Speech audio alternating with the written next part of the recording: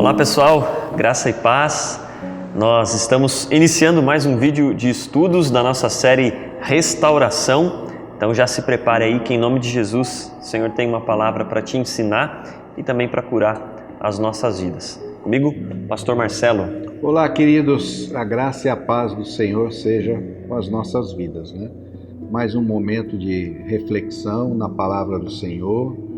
Reflexão essa que vai abençoar as nossas vidas, vai abençoar a sua vida e também vai abençoar a vida daqueles com quem você compartilhar esse vídeo. Faça isso, tá bom?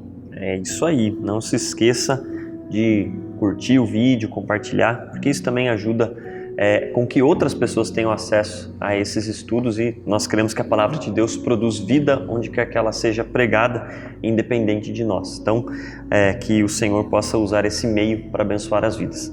Eu vou orar nesse momento e aí depois a gente vai dar início então com a leitura. Santo Deus, nós te agradecemos pelo dia que o Senhor nos deu, ó Pai, pela oportunidade de, diante da Tua palavra, podemos aprender, podemos buscar, ó Deus, a sabedoria do Senhor, a vontade do Senhor para os nossos dias, para a nossa vida, Pai. O tema do nosso estudo é restauração, ó Pai. Nós precisamos de restauração. Nós vivemos em um mundo que precisa ser restaurado e queremos ser usados para isso, Pai. Então, se for a Tua vontade, Deus, usa esse tempo para nos restaurar, nos curar e nos capacitar, ó Deus, a ser instrumento do Senhor na vida das pessoas. Amém, Nós te agradecemos em nome de Jesus. Amém. Amém. Pastor, você lê o texto pra gente, por gentileza? Vou ler. Gênesis 50, do 15 ao 21.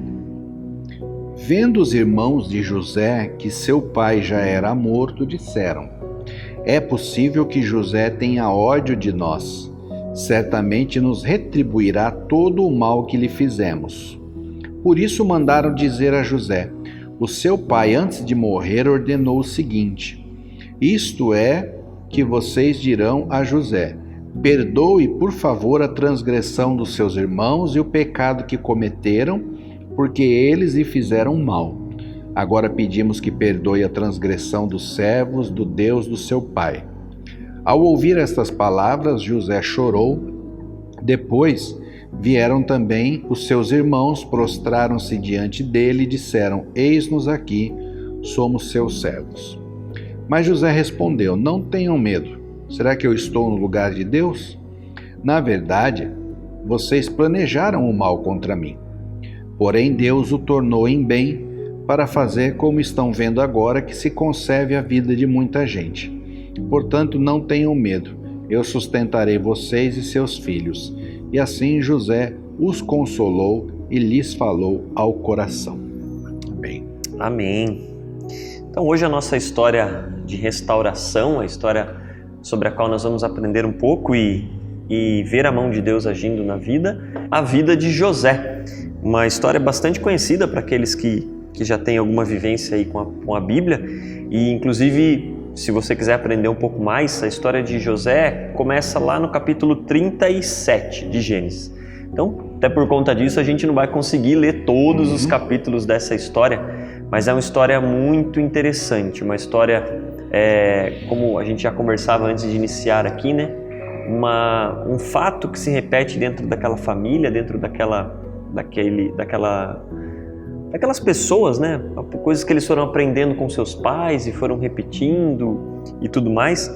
A gente vê na história de José, desde o momento que eles ainda estavam lá em outras terras, em outro país, vivendo em família, e nós vemos ali os irmãos de José tendo ciúmes dele, porque a Bíblia diz que ele era muito querido de seu pai, porque era fruto da esposa que ele mais amava, e por conta desse ciúme que foi provocado em seus irmãos chegam a tramar contra a vida de José, algo bastante pesado, né? Mesmo para tempos tão antigos, né? Irmãos tramando contra a vida de irmãos. E aí, no fim, um dos irmãos dele, Benjamim, né? Judá, tem para livrar, a única forma, acho que ele pensou, né, de livrar o José da morte era abandonar ele num poço e ali, depois de um tempo, ele foi vendido como escravo e aí ele chega finalmente no Egito. Já passou por poucas e boas, já viveu uma traição, uma inimizade entre irmãos. E aí quando ele chega lá no Egito, né, ele vai trabalhar na casa de Potifar, vai ser escravo de Potifar. E lá também, já passando por tudo isso, ele tem aquela história que se passa com a mulher, né? Com a mulher de Potifar, que assedia ele, e ele, para se livrar daquela situação, justamente por ser fiel ao seu Senhor, né?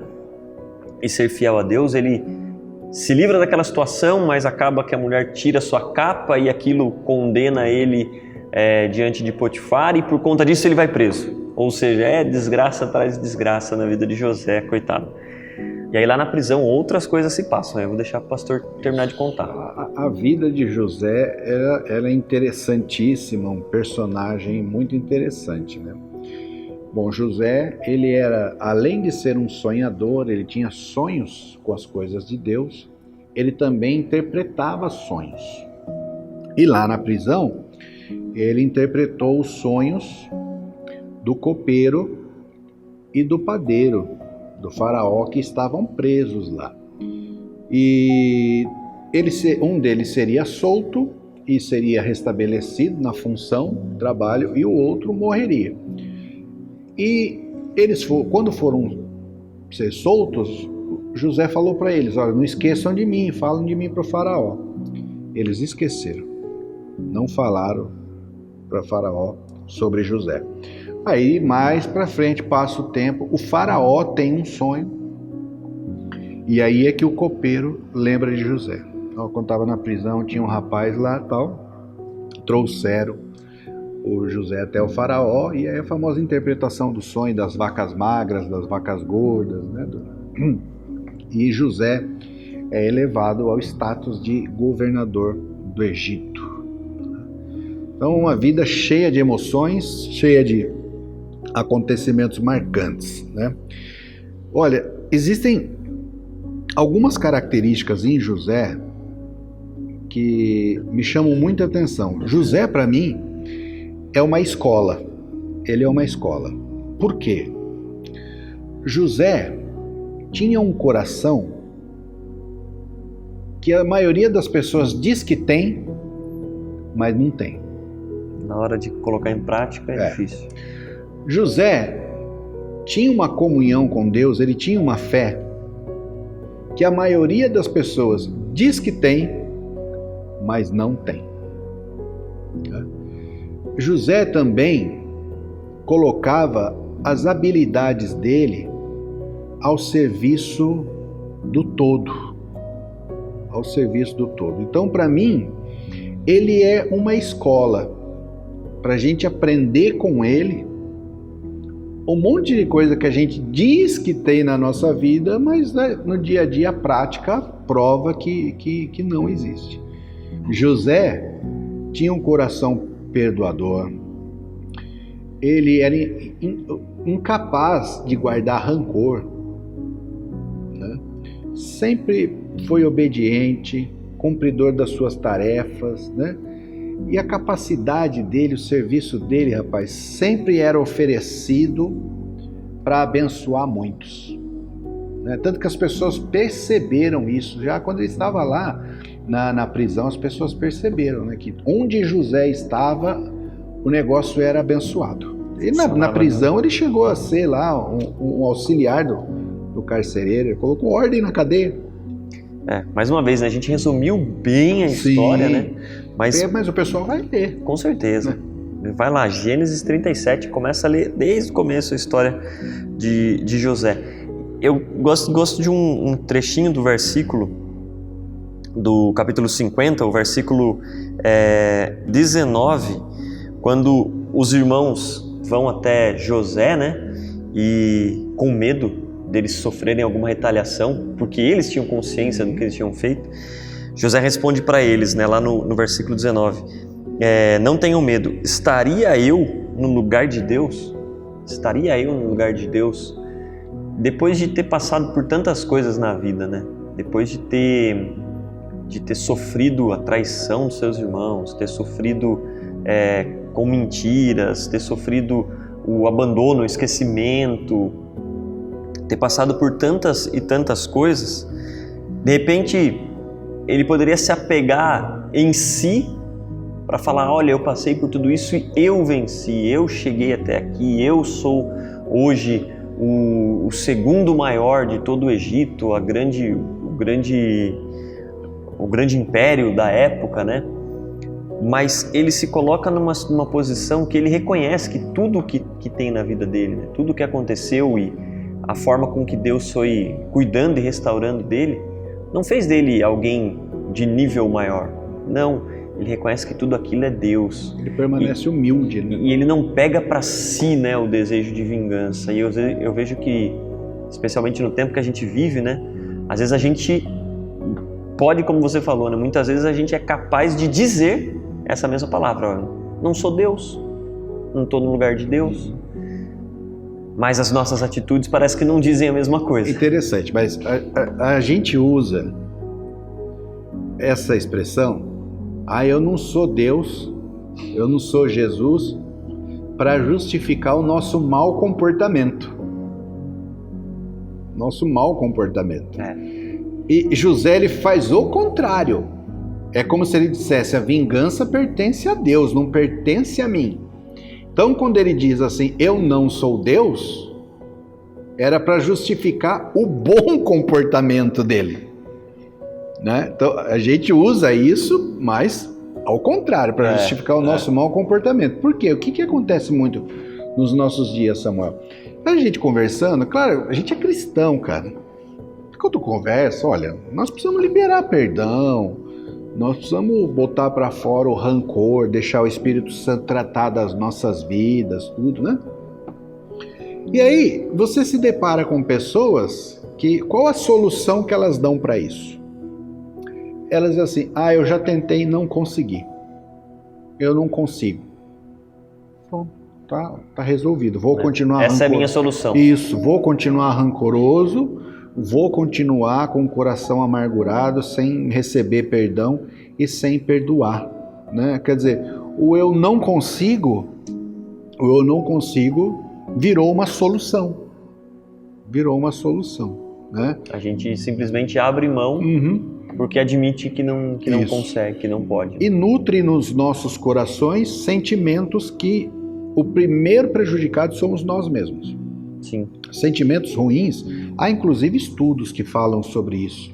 Sentimentos ruins fazem mal para o nosso corpo, para o físico. O organismo. Fazem mal.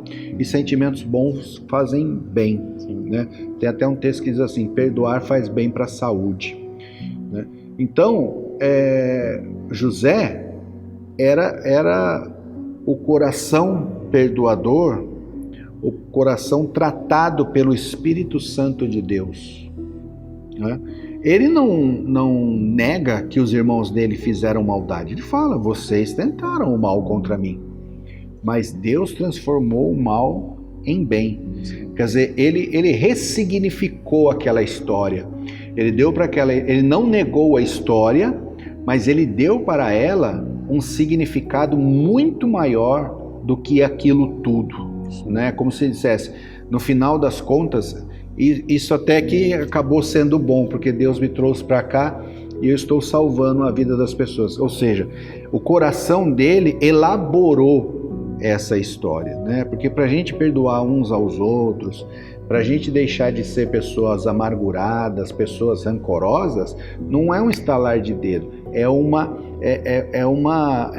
maturação da história, uma elaboração da história. Precisamos elaborar aquilo que aconteceu conosco, né? E buscar um significado que seja menos doente. Menos doente não, né? Um significado que não seja doente, que não seja enfermo, que não seja terrível, para buscar as bênçãos que Deus derramou sobre as nossas vidas. Sim. Né?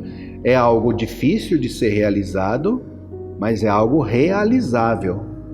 Né? E quando a gente diz assim, eu não consigo, e essa frase vira a solução, também nós estamos dizendo que Deus não tem poder para nos transformar. Sim, exatamente. Né? Deus não tem poder para nos transformar. E que o propósito de Deus para aquela situação era ali. Acabou ali, num final triste, num final sem perdão, sem que um relacionamento de repente pode ter acabado, quando na verdade a gente está simplesmente não querendo ter esse outro ponto de vista, né? Uma outra forma de enxergar. E essa frase que você citou de José falando assim, eu não estou no lugar de Deus, porque muita gente vai, mas José era diferente. Não. Quando ele fala para os irmãos, eu não estou no lugar de Deus, ele se coloca no lugar de quem? De uma pessoa como outra qualquer. Sim. Dizendo, não tem nada de especial. Não tem nada de especial.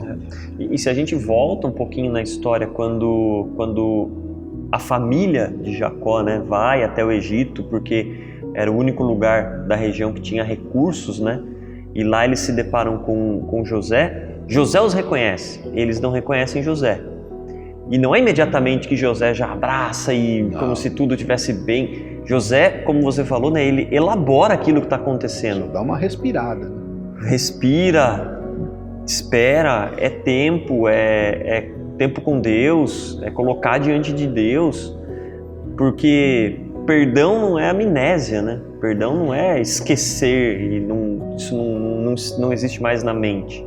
As coisas que a gente vive, se a gente não tiver algum problema de saúde, a gente vai continuar lembrando dessas coisas.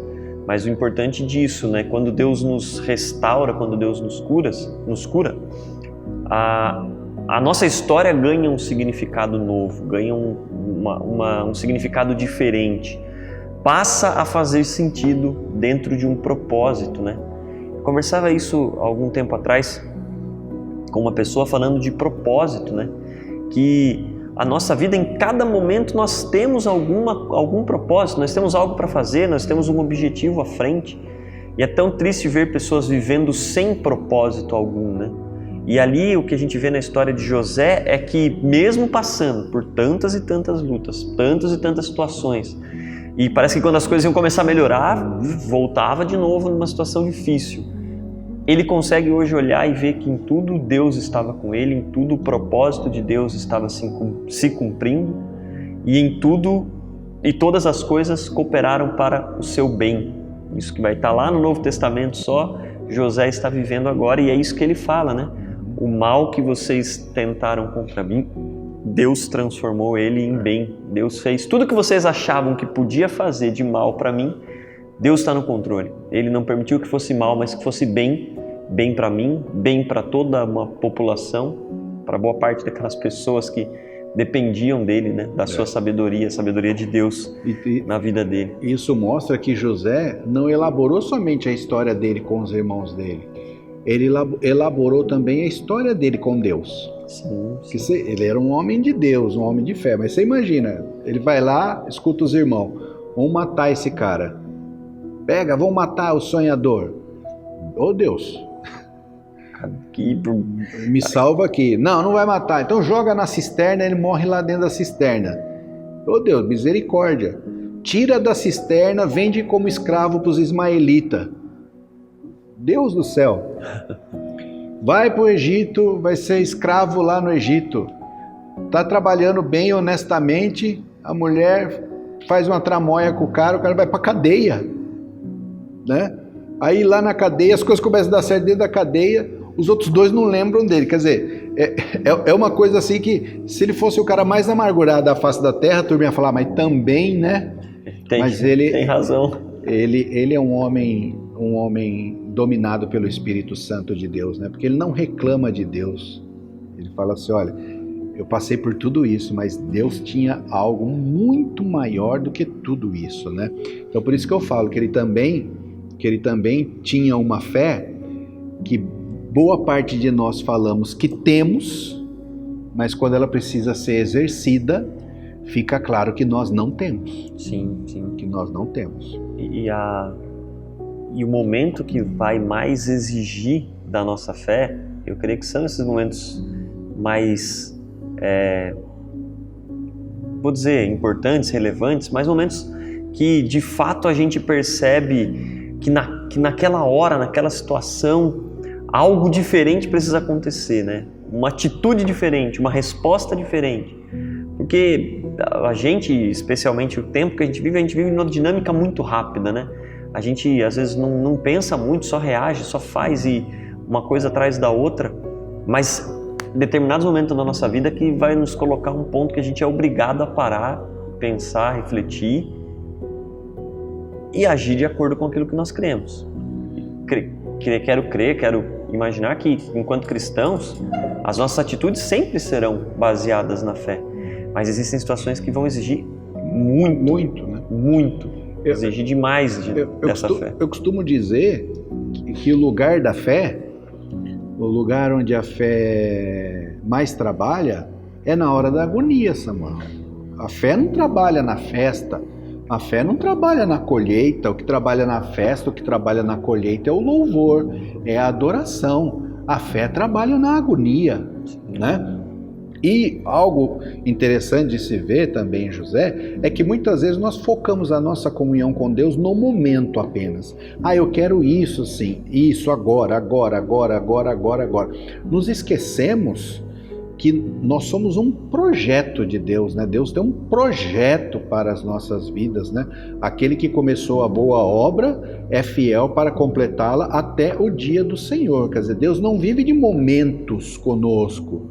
Nós é que estamos buscando momentos de Deus, mas nós somos um projeto, uma obra ainda sendo realizada por Deus, né? Sim. Então isso José teve essa consciência, né? Quer dizer, Deus não me abandonou, Deus estava o tempo todo comigo, porque olha como terminou essa história aqui, eu sendo governador do Egito, ou seja, Deus estava trabalhando o tempo todo. Eu sofri, chorei, né? E não foi fácil, não foi nada fácil, mas havia um projeto maior. Sim. Né? Consciência de que Deus está agindo, né? Lá também, voltando lá no comecinho da história, né? Você mencionou José, o sonhador, né?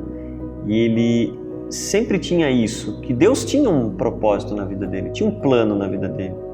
E eu imagino, né, que em todas as situações que ele passa, sofreu, chorou, se entristeceu, talvez sentiu raiva, mas no coração a fé fica: Deus, tá difícil, tá complicado, as coisas não estão bem, mas eu quero me apegar ao propósito, quero me apegar ao que o Senhor tem para mim. Que às vezes a gente, como você falou, vive no momento. E o momento nem sempre vai ser o melhor, nem sempre vai ser bom. Mas que isso não nos faça duvidar dos propósitos de Deus, do projeto de Deus para a nossa vida, e de que nossas vidas fazem parte de um projeto ainda maior, né? Que é o projeto de Deus para toda a história, né? Nós somos parte dessa história. Que a história de restauração da vida de José, a forma como a história dele foi conduzida por Deus e a forma com que ele encarou tudo isso, seja também um exemplo para nós, né? Nossa história é conduzida por Deus. Deus está em todos os momentos na nossa vida, porque muito mais importante do que o nosso interesse, o nosso propósito, é o resultado que Deus tem para nós, o propósito que Ele está cumprindo em nós todos os dias, né?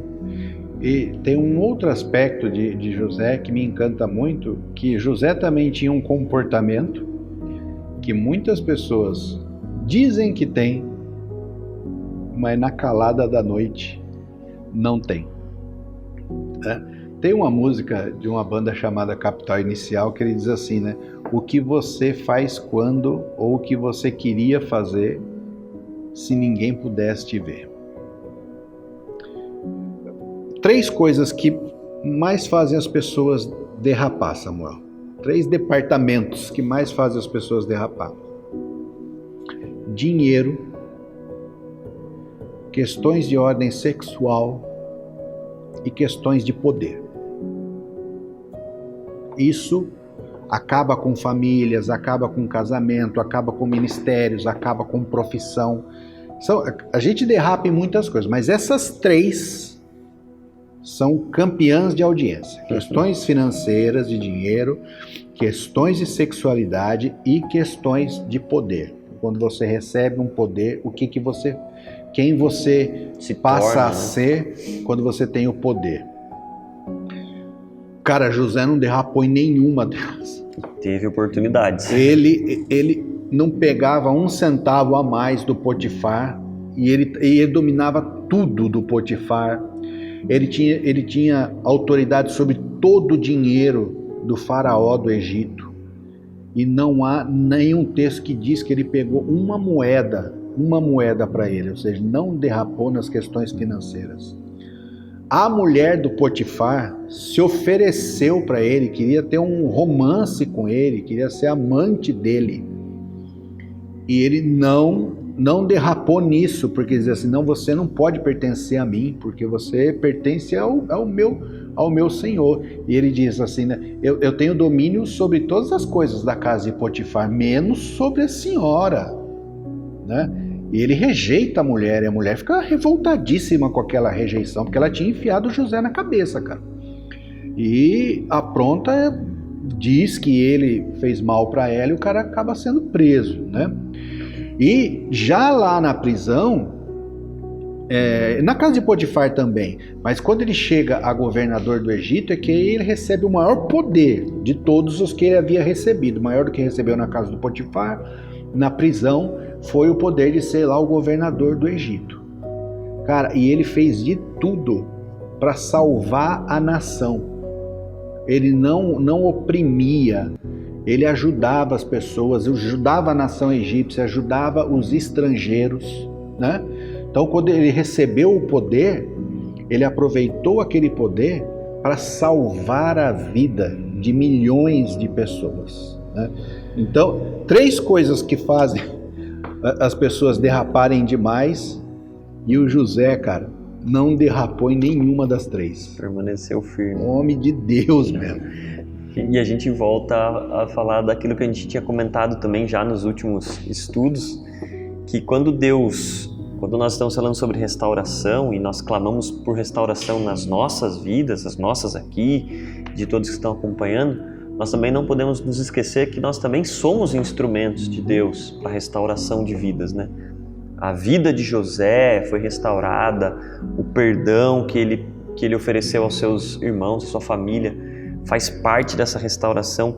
Mas olha quantas pessoas do povo egípcio e também dos estrangeiros que iam até lá para buscar mantimento, quantas vidas abençoadas através dessa vida restaurada, a vida de José. Que a gente seja essa fonte, né? Que a gente busque por restauração, sim, mas sem esquecer que outros também precisam e que nós podemos ser esse meio de bênção para outras pessoas, né?